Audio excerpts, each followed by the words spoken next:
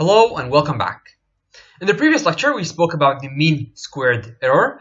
Now, another name for the mean squared error is the L2 loss. Okay, so it's the same exact thing, same formula, it's just another name for it. Okay, so sometimes you might hear people saying the L2 loss rather than the mean squared error. So basically, they are the same thing. They're exactly the same thing. You just take the squared result of the error. So yi, remember, is the actual output, and y hat I is the predicted output. So you just subtract them from each other to find the error, square them, and do this for all the samples, and then just take their average.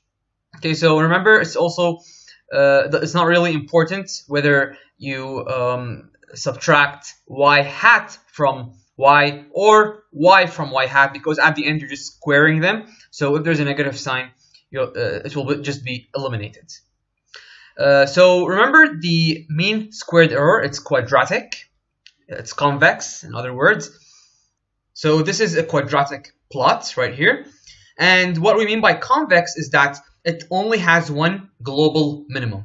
Okay, so when you have a quadratic function, then you only have one global minimum to seek for. Okay, so basically getting stuck at local minimums is eliminated. So remember, a non-convex function such as this one right here, so this is a non-convex function. As you can see, there's a lot of local minimums, and it basically is very hard to find the global minimum. Okay, so this is convex. If you look at this small image right here, this is convex. This only has one global minimum, but a non-convex has some local minimum, so one or more. Here it has one local minimum and one global minimum. And of course, our objective is to find the global minimum and not the local minimum. So when you have a quadratic function, then you only have one global minimum and you can find it easily. So therefore, you'd result in a better accuracy. So MSE, the mean squared error, or the L2 loss again, is high for large loss values and decreases as loss approaches 0. Why is that? Because when you have a large loss, so let's say you have somewhere around 3, then basically the loss, when you square it, it becomes 9, so it becomes bigger. But when you have a small loss, so let's say you have somewhere between 0 and 1, let's say 0.5, if you square 0.5, you'll get 0.25. So the loss is much smaller. So when you approach 0, then your MSE gets smaller, and when you have a large loss, then it also increases. So that's basically the quadratic loss, or the L2 loss, or the mean squared error loss. So another loss we're going to discuss about, very similar to the L2 loss, is the L1 loss, which is the mean absolute error. So it's just another name for the L1 loss. And basically we're doing the same exact thing, but rather than squaring the error right here, we're squaring it. Rather than squaring it, what we're going to do is just take the absolute value of it. Okay? So again, yi is the actual output and y hat I is the predicted output. So you just subtract them and take their modulus, take their absolute value. And again, if you swap y hat and yi, doesn't matter. So whether you take the actual minus the predicted or the predicted minus the actual, it's the same thing, because you're taking the absolute value. So you're ignoring the sign. And you do the same thing for all these samples. So I equals from 1 up until n, where n is the number of samples, and at the end you just take the average. So if you want to consider this example in the table here, we have two samples.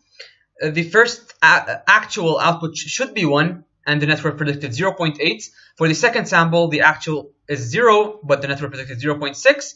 So when you calculate the error, 1 minus 0.8, you get 0.2, and 0 minus 0.6, you get negative 0.6, but then you're taking the absolute value, so the negative sign is ignored, therefore you have 0.6, and at the end you're just going to square these, sum up these two results, so 0.2 plus 0.6, and divide them by the number of samples, which is 2, so you'll get a final loss of 0.4.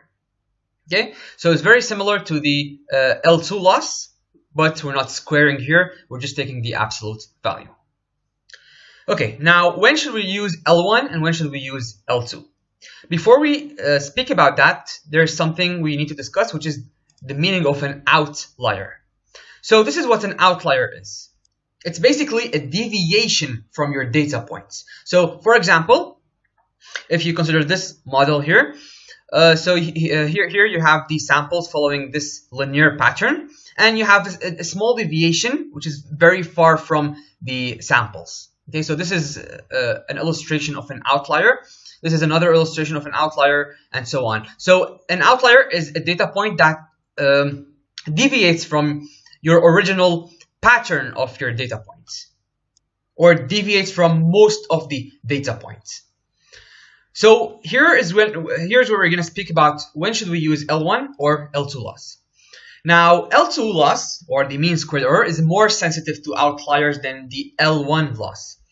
When there are large deviations, such as this illustration right here, the deviation is large. As you can see, the error is very large between here and here. So this is a large deviation, and what happens when you square a large value? It gets bigger. Okay, so the error gets bigger. Okay, so you have a large error, you square it, it gets bigger. Basically, that is why the L2 loss is more sensitive to outlier, because the more deviation you have, then when you square it, it gets huge. So therefore, what happens is, in this case, the model will try to adjust the weights according to these outlier values. So basically, it's going to be on the expense of other samples. So the model weights are going to give importance to this outlier because they're going to have a large value of the error. Okay, so this is why the L2 loss is more sensitive to outliers. And basically, we don't really want that to happen. We don't want the network to give more weights to these noisy points. Okay, but when the error is calculated, then this error is going to be very large, so the model weights will be adjusted according to this point or these outliers, which we don't want, of course. And consequently, your accuracy will be reduced. So L1 loss functions as more robust and is generally not affected by outliers. So here, if you take the L1 loss without squaring the error, so if you take the error, the absolute value of the error, which is the L1 loss, basically you'll just get the error value. But when you use L2 loss, then you're squaring it, so it gets bigger, and therefore L2 loss will be affected by this outlier. While L1 loss, you're not squaring it, so you're just leaving the normal value of the error, and therefore L1 loss is not going to be very sensitive to these outliers right here. Okay?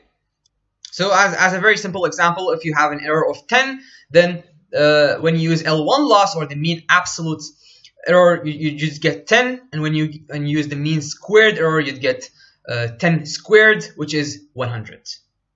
Okay, so this is the effect of L1 and L2 loss.